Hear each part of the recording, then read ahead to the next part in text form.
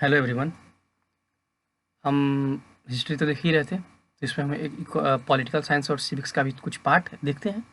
बीच बीच में हम पढ़ते रहेंगे, पढ़ना तो सारा ही है। तो आपको डेमोक्रेसी के बारे में थोड़ी पता चल जाए, क्योंकि आप समाज में रहते तो डेमोक्रेसी के बारे में जानना जरूरी है, इतिहास के साथ साथ। तो आइए हम देखते हैं, ठीक है। अगर ओवरव्यू के बारे में बात करेंगे इस चैप्टर का, तो इसमें हमें पढ़ना है history of democracy, elements of democracy, equality in a democracy, importance of rule of law in a democracy, injustice around the world, ठीक है। We have studied that there are different system of power that exist in world today. हम ये देखते हैं, पढ़ते हैं कि बहुत सी प्रकार की पावर शक्तियाँ हमारे भारत में एग्जिस्ट करती हैं, कार्य करती हैं। इन dictatorial form of government, ordinary citizens have no say in the decision making process, whereas the head has absolute power in the country. Ordinary citizens have no say in the decision making process, whereas the head has absolute power in the country. एक example से इस line को समझाते हैं। अगर हमारा विद्यालय एक डेमोक्रेसी का पॉइंट है, एक देश है, और उसके उसके डायरेक्टर या प्रिंसिपल अगर उसके राजा हैं, ठीक, तो क्या उनके अनुसार हमें चलना पड़ता है? हमें बातें उनकी सुननी पड़ती हैं, वो जो रूल बनाते हैं वो हमें फॉलो करना पड़ता है। वहाँ पे हर एक स्टूडेंट्स के हिसाब से रूल बनता है? नहीं बनता है। तो उसी तरह से एक ऑर्डिनरी सिटीजन, एक पर्टिकुलर व्यक्ति, अगर जैसे मैं अपने गांव में बैठा हूँ, तो मैं अपने पूरे देश के लिए रूल बना नहीं सकता, लेकिन एक ऐसा व्यक्ति जिसको देश का हेड बोला जाता है, वो रूल बनाता है और वो हमें सबको फॉलो करना पड़ता है, ठीक है। तो यही बात है। This may be of two types, military dictatorship और मोनार्की। डिक्टेटरशिप मतलब होता है क्रूरवादी, ठीक है। इन मोनार्की, अ मोनार्क किंग और क्वीन जो राजा होते हैं, ठीक है। जैसे एक मिलिट्री होता है, एक आर्मी होती है, उसका एक या तो वर्चस्व होता है या फिर एक राजा का वर्चस्व होता है। दो ही लोग होते हैं ऐसे नॉर्मली, अगर जहाँ पे सरकार नहीं है कोई, ठीक है। अ मोनार्क किंग और क्वीन, मोनार्क किसको बोलते हैं? राजा या रानी को। Has absolute power. जैसे पहले के ज़माने में क्या था कि राजा के पास पूरी ताकत होती थी, राजा का बेटा राजा बनेगा, पहले ये होता था। लेकिन अब तो ऐसा नहीं है कि राजा का बेटा राजा बनेगा। जिसके पास ताकत, जिसके पास क्षमता होगी वह राजा बन जाएगा, बुद्धि लगाएगा, पढ़ेगा लिखेगा, राजा बन जाएगा, ठीक है। तो वही इसमें दिया हुआ है कि मोनार्क हैज एब्सोल्यूट पावर, उसके पास एक केंद्रित पावर होता था। It has generally hereditary absolute, hereditary monarch में बी कॉन्स्टिट्यूशनल मोनार्की और absolute monarchy. The power of monarch are defined by the constitution. जो मोनार्क का पावर था वो कॉन्स्टिट्यूशन के आधार पर डिफाइंड था। Theocracy is a religious system of government where religious leaders holds hold power. Member of the majority religions make up the parliament and the government. And oligarchy is a style of government in which only a few people have the power, while in aristocracy, power and the influence are held by a minority of the people. In a democracy, power is held by the people. देखिए, एस्ट्रोक्रेसी में क्या था? Power is influence held by the minority of the people, minority of the people. Aristocracy में ऐसा होता था कि जो माइनॉरिटी के जो कम लोग थे उनके अनुसार पावर को किया जाता था कि उनके विकास के लिए। लेकिन जब डेमोक्रेसी आया तो उसमें पावर सबके हिसाब से डिवाइड किया जाता है, सबको सोच के ऐसा किया जाता है, ठीक है। The word democracy comes from the Greek word democratia, which means people's power. Democratia, which means people's power. Democracy is a system of government that involves all the citizens sharing power.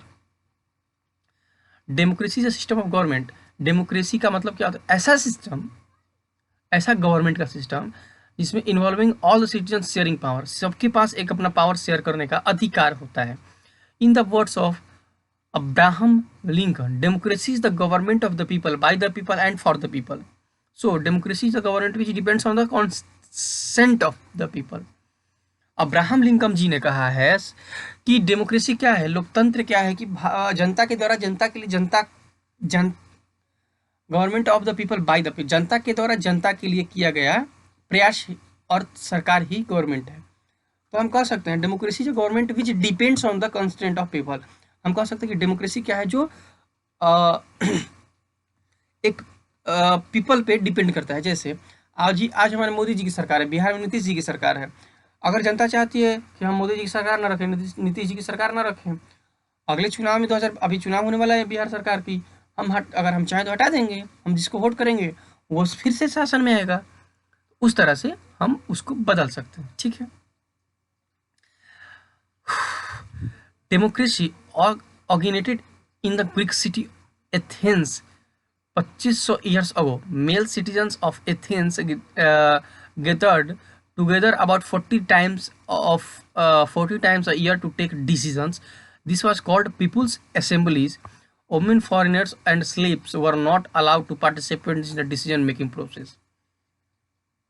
इसका अगर इतिहास पता करिए actually इसकी उत्पत्ति कहाँ से हुई, तो ग्रीक का एक शहर है एथेन, 2500 साल पहले ग्रीक का एक शहर है एथेन।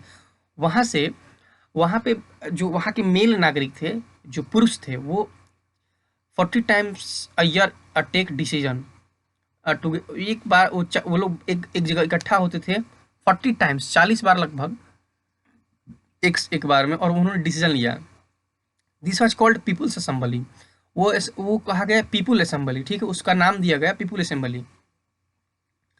लेकिन उसमें क्या था कि वुमेन्स जो औरतें थीं, दूसरे देश के व्यक्ति, और जो वहाँ के स्लेव्स थे, जो कार्य करने वाले लोग थे, मतलब जॉब करने वाले लोग, उनको वहाँ पे अलाउ नहीं किया गया to participate in the decision making process. अब जैसे क्या है कि डिसीजन मेकिंग में एक मैनेजमेंट सिस्टम होता है, सब डिसीजन करता है। या जब डेमोक्रेसी की बात हो रही है, जब डेमोक्रेसी का मतलब हो रहा है कि ये पीपुल के लिए है, तो उसमें महिलाएं भी आनी चाहिए, उसमें निम्न तक छोटे व्यक्ति भी आने चाहिए, बड़े व्यक्ति भी, हर व्यक्ति के अनुसार उस रूल को बनाया जाना चाहिए। This was the system of direct democracy. ये सिस्टम क्या था, वो डायरेक्ट डेमोक्रेसी का एक सिस्टम था which was feasible due to the less number of people participating in the decision making और voting. Which was the feasible due to less number of people participating in the decision making और voting। ये क्या था, जो decision making और voting में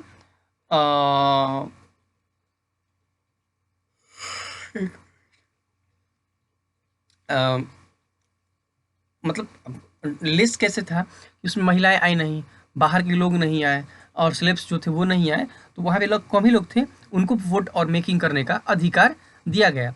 democracy developed rapidly during Roman empire.